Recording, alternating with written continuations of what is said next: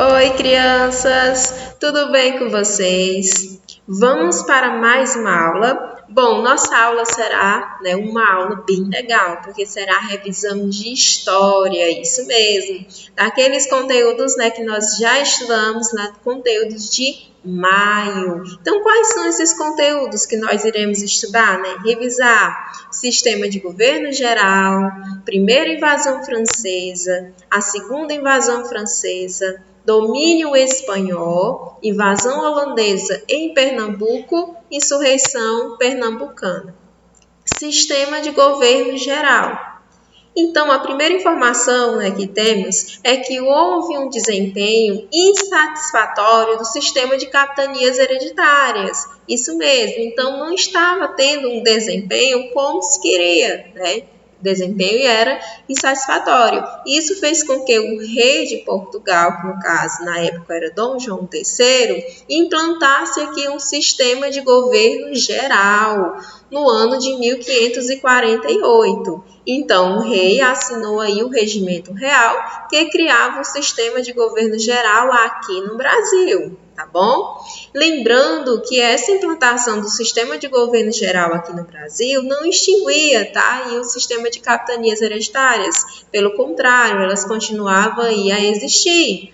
Porém, é verídico afirmar que com o sistema de governo geral, as capitanias hereditárias, elas enfraqueceram, Isso mesmo, elas enfraqueceram e aos poucos, gradativamente, a posse foi revertendo aí para a coroa portuguesa, tá bom? Então, no ano de 1549, Tomé de Souza, preste atenção nesse nome, primeiro governador-geral, instalou-se na capitania de Todos os Santos. Olha só onde foi que ele se instalou, capitania de Todos os Santos. E é claro, ele fundou uma cidade de Salvador, que virou aí a primeira capital do Brasil, isso mesmo, devido à sua posição estratégica. Ela ficava próxima tanto à capitania do Norte, como também da capitania do Sul, que eram as capitanias mais lucrativas que existia, que era a capitania de Pernambuco e a capitania de São Vicente. E é claro, vamos falar aí das atribuições do governador geral. Qual eram aí as atribuições? O que é que eles deveriam fazer?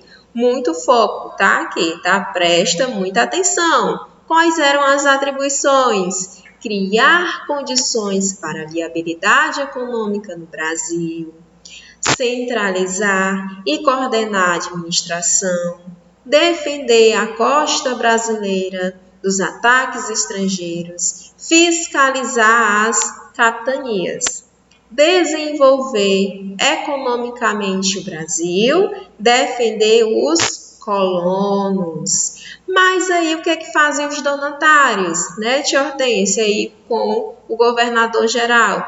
Crianças, o sistema de capitanias continuou existindo, Então os donatários ainda estavam presentes. Porém, o que fazem os donatários? Eles ajudavam o governador geral e, ao mesmo tempo, eles tinham que obedecer, porque o governador geral, nesta época, ele era o quê? O maior poder que estava ali, existindo, era o maior poder que existia. Então, os donatários tinham que ajudar e, é claro, acima de tudo, obedecer o governador geral, tá certo? Vamos falar agora sobre as modificações que existiu aí com a implantação do sistema de governo geral.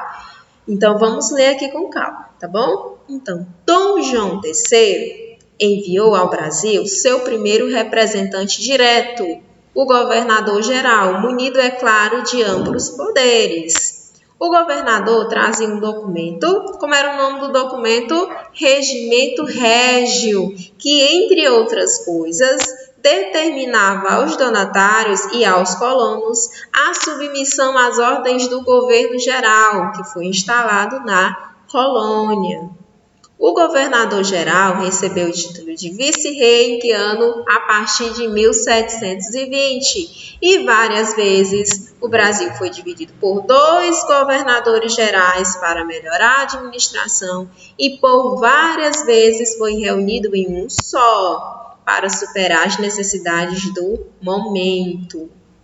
E para ajudar os governadores gerais a dirigirem aí a nova terra, foram criados os cargos, né, os seguintes cargos. Quais foram os seguintes cargos? O cargo de ouvidor-mor, providor-mor, capitão-mor. Muita atenção nesses cargos, tá? Então, vamos ver aqui os cargos que foram criados e, é claro, né, o que eles iriam fazer. Então, o ouvidor-mor era a pessoa responsável de quê? Para cuidar da justiça. Provedor-mor, para cuidar das finanças e cobrar impostos. Capitão-mor, para cuidar dos assuntos militares, tá? Então, tenho esses três cargos: ouvidor-mor, provedor-mor, capitão-mor. Vamos falar agora sobre o primeiro governo geral, que teve como governador quem, crianças? Tomé de Souza, isso mesmo, ele veio aí com vários povoadores e chegou aqui no ano de 1549. E com ele veio os jesuítas, que vieram, né, com a missão de converter os indígenas à religião católica. E eles foram recepcionados por Diogo Álvares Correia. Quem era essa pessoa? Era um náufrago português que tinha uma boa relação aí com os indígenas, tanto é que ele era casado aí com uma indígena. Então, Diogo Álvares Correia foi um grande elo aí entre os portugueses e os indígenas. Ele facilitou, né, a chegada aí de Tomé de Souza, ele facilitou muito, tá? Justamente por ele ter uma boa relação aí com os indígenas. E no 1º de novembro, o que foi que aconteceu que nós devemos ter em mente? Tomé de Souza se tornou oficialmente o primeiro governador geral, tá? Então, no 1º de maio, que a gente deve ter sempre em mente é que Tomé de Souza tornou-se aí o primeiro governador geral, oficialmente, certo? Vamos ver agora os principais fatos. Então, ele fundou a cidade de Salvador, tá? Pacificou os indígenas da região, trouxe os primeiros jesuítas. Lembra que a tia disse que ele trouxe os jesuítas? Então, esses jesuítas foram chefiados por Manuel da Nóbrega. Desenvolveu a cana-de-açúcar e também mandou construir engenhos, iniciou a criação de gado na Bahia, introduziu os primeiros escravos africanos no Brasil. Lembrando que esses escravos eram adquiridos nas colônias portuguesas da África, como Guiné, Angola, Moçambique. Enviou expedições ao interior à procura de ouro e prata, né, que não era besta, e visitou outras capitanias para verificar de perto a dificuldade dos donatários. Lembrando que ele governou até o ano de 1553. E é claro, crianças, o governo de Tomé de Souza foi muito bom, foi muito proveitoso, tá? É muito importante termos essa nota sobre o governo de Tomé de Souza, tá bom? Vamos continuar aqui, né, crianças? Agora vamos para o segundo governo geral, que temos aí como governador Duarte da Costa, que foi de 1553 até o ano de 1558, tá? Duarte da Costa, né, claro, chegou aqui e veio aí com o padre José de Anchieta, que no tempo era um noviço. Porém, o que eu devo saber aqui sobre o governo de Duarte da Costa? Que teve sérias dificuldades, crianças, muitos conflitos, tá? Que terminaram influenciando o seu governo. Havia lutas, né, entre colonos e indígenas, que terminavam facilitando aí para que houvesse um péssimo relacionamento entre os colonos e os jesuítas, tá? Além desse embate entre colonos e indígenas, havia também a desarmonia entre o bispo, que censurava as atitudes do filho do governador, que era o Dom Álvaro da Costa, e é claro que Dom Álvaro da Costa não permitia, né, receber aí as censuras. Tanto que isso terminou em tragédia, quando o bispo, né, viajou para Lisboa, teve que viajar, né, para relatar alguns acontecimentos que estavam acontecendo aqui, e seu navio naufragou, né, no litoral de Alagoas. E todas as pessoas que estavam a bordo do navio terminaram sendo devoradas por indígenas, tá bom?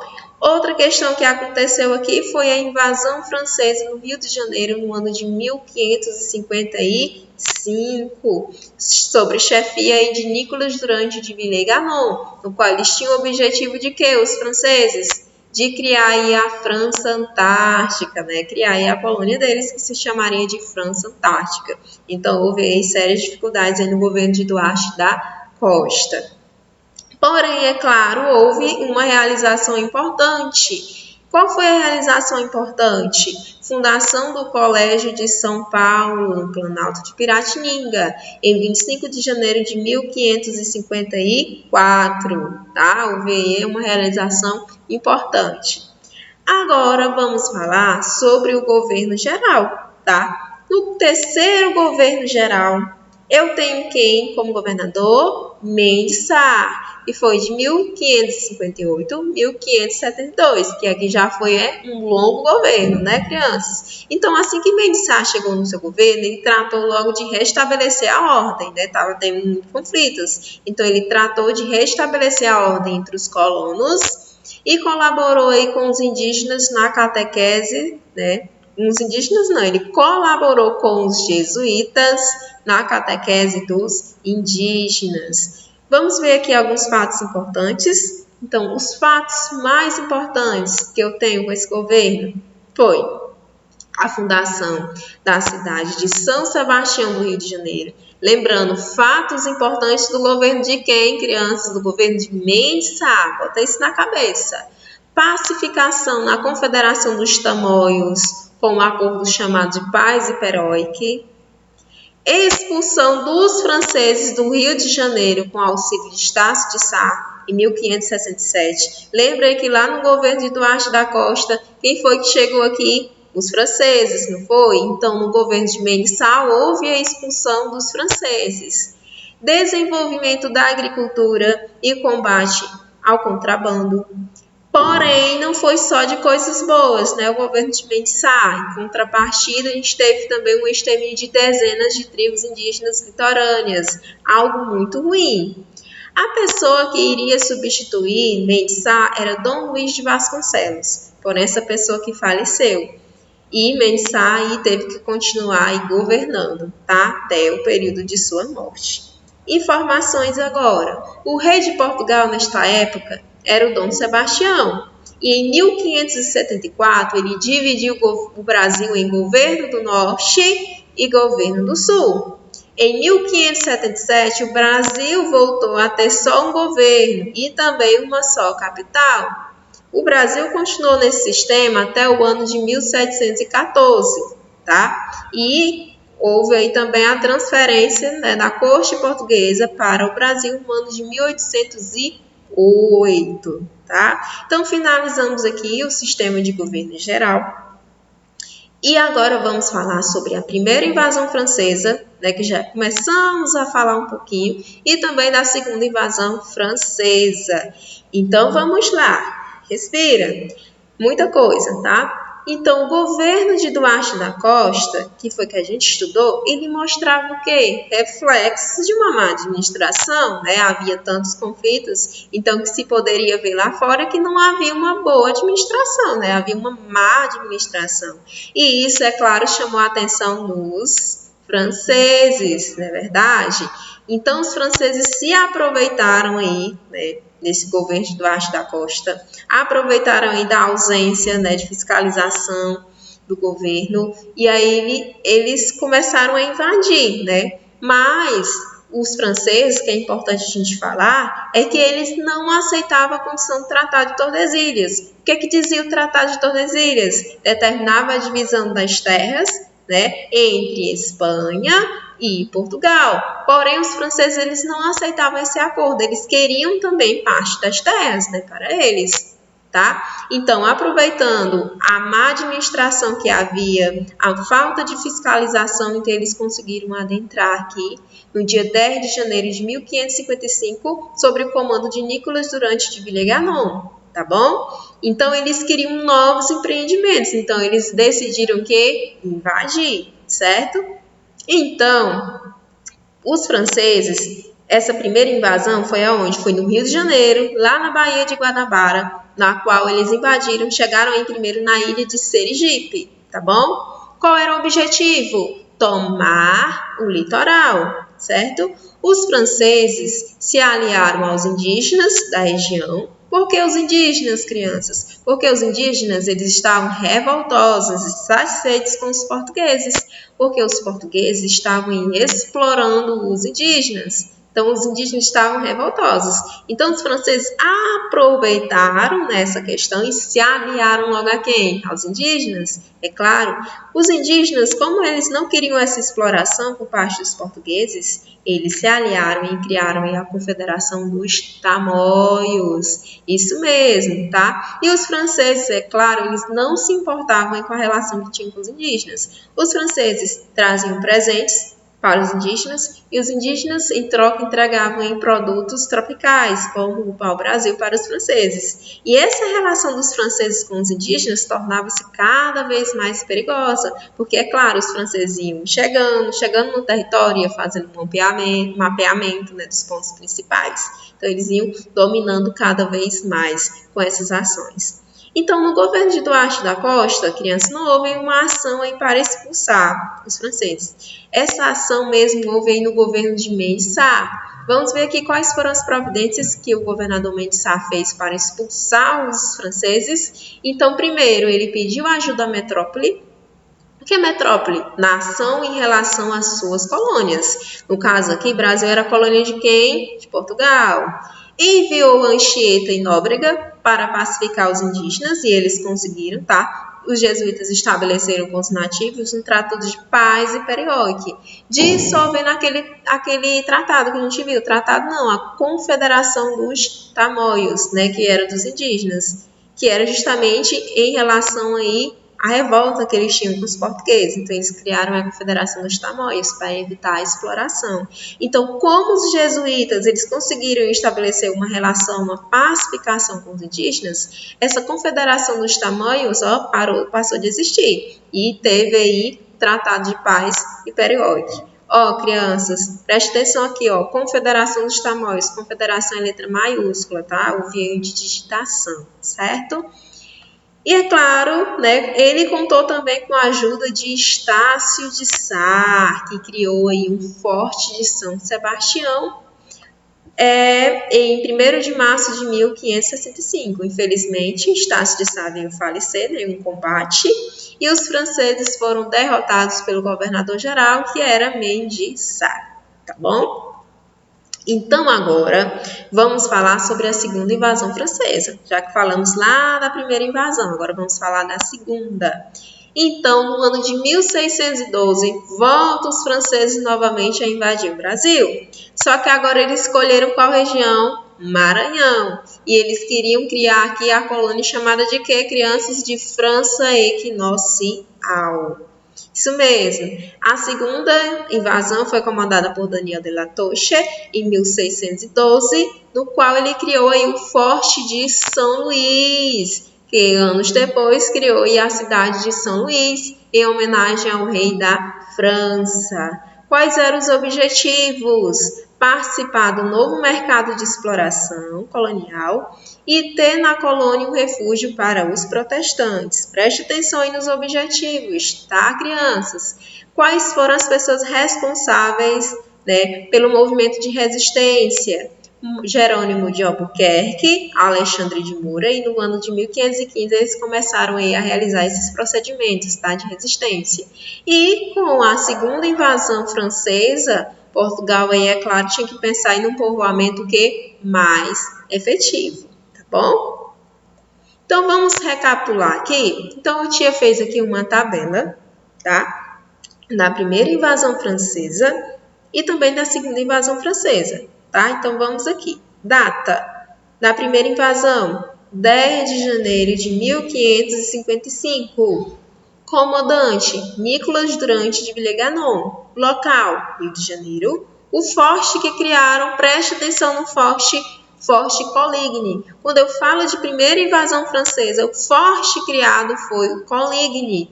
Qual é o nome da colônia? França Antártica. O objetivo que eles tinham era justamente tomar o litoral. E quem comandou a expulsão deles foi Mendes Sá, beleza? Vamos agora para a segunda invasão francesa. Data, chegaram aqui em 1612. Comandantes, Daniel de La Touche. Local, Maranhão. Forte de São Luís. Colônia, França Equinocial. Tá bom? Outra coisa. Objetivo: participar do novo mercado e ter um refúgio para os protestantes. Quem comandou a expulsão foi Jerônimo de Albuquerque e Alexandre de Moura. Eu vou voltar aqui os slides, para frisar aqui. Quando eu digo primeira invasão francesa, o local Rio de Janeiro, eles chegaram lá na Baía de Guanabara, na ilha de Sergipe. É importante vocês falarem isso, mas eu coloquei aqui como local Rio de Janeiro, tá bom? Domínio espanhol, Chegamos aqui agora neste conteúdo, Quem é que devemos saber aí sobre o domínio espanhol? O que é que nós devemos saber? Então, primeiro, Dom Sebastião, que era rei de Portugal, ele desapareceu, em 1578, na Batalha de Alcácer Quibir, na África, no qual os mouros derrotaram aí os portugueses, tá bom? E é claro, se houve o desaparecimento do rei de Portugal, o trono ficou vago e teve que ser ocupado. E ele foi ocupado por seu tio-avô, o cardeal Dom Henrique. Infelizmente, esse trono, do tio-avô dele, que era o cardeal Dom Henrique, não durou muito tempo não, Foi muito curto, porque Dom Henrique logo veio a falecer, ficando aí o trono de Portugal mais uma vez vago. Tá bom?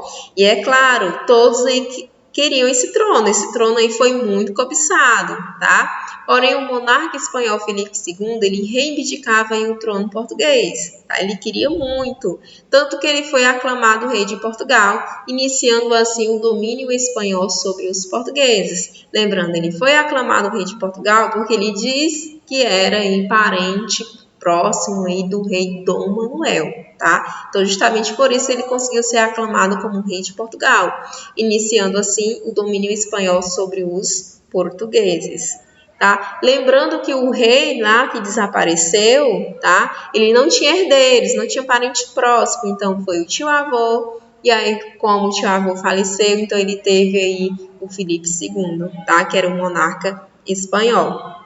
Esse domínio teve consequências para o Brasil, é claro, não só para o Brasil, mas também para as outras colônias. Os ataques ingleses se limitaram a saque contra alguns pontos do litoral, tá bom?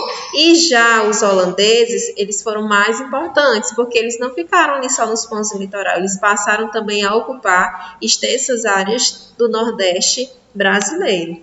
Lembrando que os ingleses e os holandeses, eles eram rivais, da Espanha. Então, foi justamente por isso que eles passaram a atacar o Brasil, tá bom? Em 1581, os Países Baixos, onde se localizava a Holanda, eles se libertaram do domínio espanhol. E em represália, o rei Filipe II ele passou a fechar todos os portos do Império Luso Espanhol, aos navios holandeses. E isso foi muito ruim para os holandeses. Os poderosos comerciantes holandeses se voltaram para a conquista de mercados produtores, no qual se destacava, é claro, aí o Nordeste brasileiro. E a Espanha, mais uma vez, proibiu que os holandeses e portugueses explorassem juntos o açúcar brasileiro. E a partir dessa medida, a Holanda resolveu então invadir Salvador, na Bahia. Agora vamos falar sobre os holandeses na Bahia, tá bom? A Companhia das Índias Ocidentais, ela preparava uma esquadra para atacar a Bahia. Quem era essa Companhia das Índias Ocidentais? Era quem financiava, Então, o governador-geral, Diogo de Mendonça, tomou logo as providências para resistir aos invasores. Lembrando que essa informação aí que a Companhia das Índias Ocidentais preparava uma esquadra, chegou aqui cedo. E foi justamente por isso que o governador-geral Diogo de Mendonça começou logo a tomar as providências. E em 9 de maio de 1624, 26 navios da Holanda entraram aqui na Baía de Todos os Santos, sob o comando de Johan van Dort, Então, a resistência, crianças, se mostrou insuficiente e o bispo Dom Marco Teixeira comandou a fuga dos moradores para o interior. Foram organizados guerrilhas e ataques surpresa aos invasores, no qual Francisco Padilha comandou os ataques surpresa, que foi muito benéfico, que foi muito bom. E a situação dos invasores, crianças, começou a ficar cada vez mais pior. As emboscadas os confinavam em Salvador, tá? E a Espanha, para ajudar, enviou 52 navios, né, para cá para combater os holandeses. E em 1º de maio de 1625, os holandeses desistem e deixam, e é claro, Salvador, certo? Agora vamos falar sobre a invasão holandesa em Pernambuco, tá? Outro tópico aqui do nosso conteúdo. Então, a situação da capitania de Pernambuco era muito boa, não era? Nessa informação que a gente tem, porque lá havia a produção de açúcar e também havia pau-brasil. Então, em 14 de fevereiro de 1630, houve aí uma invasão, né, em Pernambuco. Eles chegaram em Recife e Olinda, tá? Mais uma vez aí financiados pela Companhia das Índias Ocidentais, desembarcaram em Pau Amarelo. Nesta época, o governador, quem era? Era Matias de Albuquerque. E ele começou aí a traçar o seu movimento de resistência, criando aí um local de resistência, que foi chamado de Arraial do Bom Jesus. Ele começou, é claro, a criar aí um sistema de emboscadas contra os holandeses. A situação dos holandeses ficou bem ruim, tá, com esse sistema de emboscadas. Porém, eles conheceram Domingos Fernandes Calabar, que era uma pessoa que conhecia muito aquela região. E ele, é claro, se ofereceu a ajudar os holandeses a invadirem aí o interior das terras. E lembrando, Domingos Fernandes Calabar, ele tinha aí várias críticas, né, várias queixas aos portugueses. Então, isso justifica ele ter ajudado os holandeses. Tá bom? Então, com a ajuda de Domingos Fernandes Calabar, rapidinho aí os holandeses conquistaram o Arraial do Bom Jesus, tá? Então, eles conquistaram o Arraial do Bom Jesus e, é lógico, Domingos Fernandes Calabar sofreu as consequências por ter ajudado os holandeses e, é claro, como governador-geral que estava naquela época, também sofreu as consequências, porque ele foi acusado aí de ter beneficiado os holandeses. E em 23 de janeiro de 1637, veio para cá João Maurício de Nassau, tá? Então, vamos falar um pouquinho aí sobre o governo de João Maurício de Nassau. Ele foi um hábil administrador, não podemos negar. Fez um bom governo, tá? No qual ele criou novos engenhos, reorganizou a produção açucareira, desenvolveu a agricultura, ampliou os créditos e promoveu empréstimos. Havia também a questão da tolerância religiosa, a igualdade no tratamento para luso-brasileiros e holandeses das elites. Havia um tratamento igual, tá? Outros fatores. Houve a criação de orfanatos, hospitais, o domínio holandês foi estendido até o Maranhão. Tá?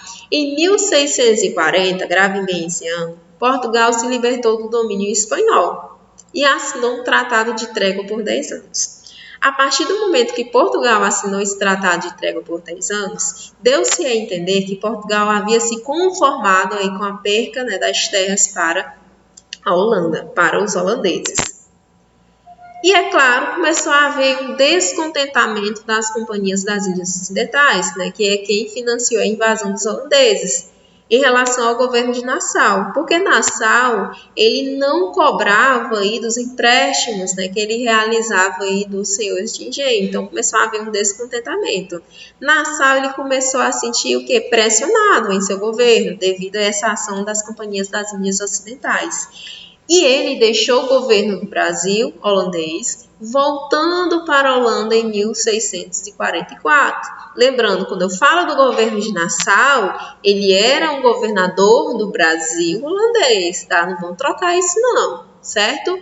Lembrando que a presença de Nassau aqui no Brasil foi muito importante, tá? Foi muito boa para a cultura brasileira. Por exemplo, veio pintores, né, que já falamos, como Franz Post, Albert Kurt, veio o astrônomo naturalista George Marcgraf, veio cartógrafos como Johannes Vigibons, Cornelis Collijar e o biógrafo Gaspar Barleus, tá? Muitos judeus também vieram para o Recife, tá? Que no qual podemos destacar Isaac Aboub da Fonseca, certo? Agora vamos falar sobre a insurreição pernambucana, tá bom? Vamos lembrar aqui, o governo de Maurício Nassau foi bom, ele era um hábil administrador e, é claro, ele cativava a população, então o pessoal ali gostava muito dele. Aí, como Maurício Nassau saiu, veio aí os seus sucessores. E os sucessores não conseguiram obter um bom relacionamento aí com a população, porque eles cobravam altos juros lá dos empréstimos, lembra?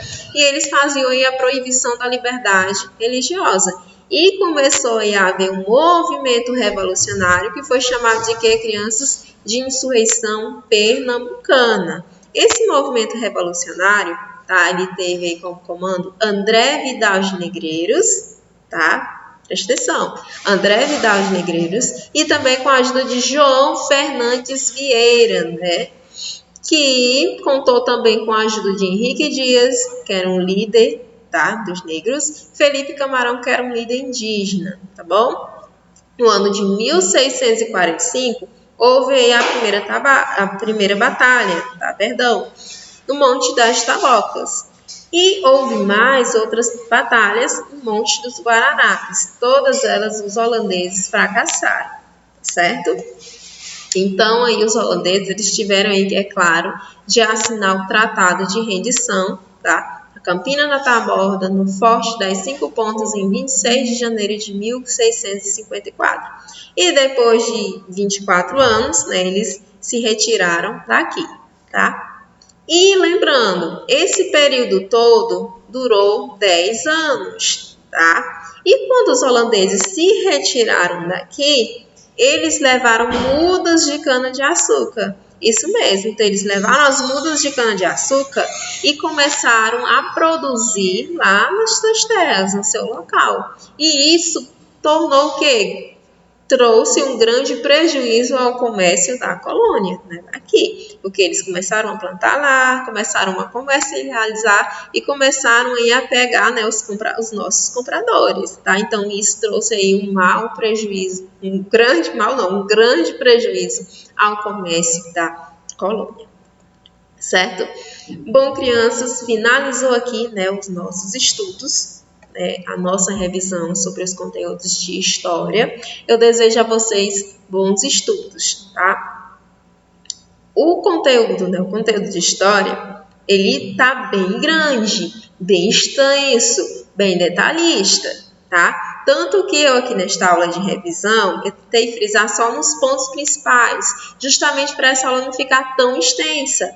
Mas vocês precisam, é claro que ler, tá? Pegar um livro, ler as páginas, sublinhar as partes mais importantes, tá? Vocês devem, é claro, rever, né, que vocês já assistiram, rever os vídeos anteriores que falam, vídeos sobre cada um desses assuntos, vocês precisam assistir aos vídeos anteriores. Tem vídeos falando de cada um desses assuntos.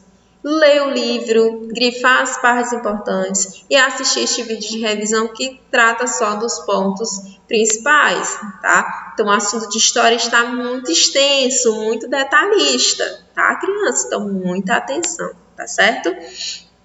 Então, para finalizar a nossa aula, eu tenho aqui aquelas boas e velhas orientações, né, que a gente está sempre dizendo para vocês. Muita atenção na hora de ler as questões, no enunciado das questões.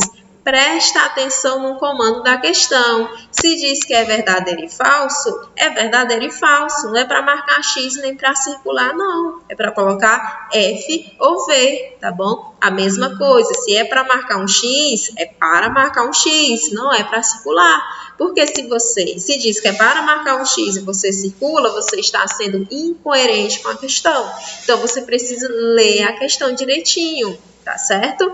Ler a questão, realizar o comando que a questão quer, tá certo? Outra coisa, terminou de realizar a atividade avaliativa de história e as outras também, vocês precisam, é claro, verificar se vocês responderam todas as questões, porque está passando questões em branco. Isso mesmo, tá? Muito cuidado, verifica. Já pensou, você fez, estudou, leu o livro, viu todos os vídeos, estudou muito e aí você não presta atenção na hora de responder, né? E aí termina deixando a questão em branco, sendo que você sabia da resposta. Olha que coisa triste, não é verdade, crianças? Então, muita atenção. Lembrando, esta atividade avaliativa é para medir o quê? O desenvolvimento de vocês, o empenho de vocês, de como vocês estão saindo, tá? Essas aulas remotas. Então, nada de auxílio de livro, nem de auxílio de pai, do papai, da mamãe, da irmãzinha, do amiguinho. Não, tá? Só você e a atividade avaliativa, tá certo? Então, crianças, um grande beijo para vocês. Tchau, tchau. Até a nossa próxima aula, ok?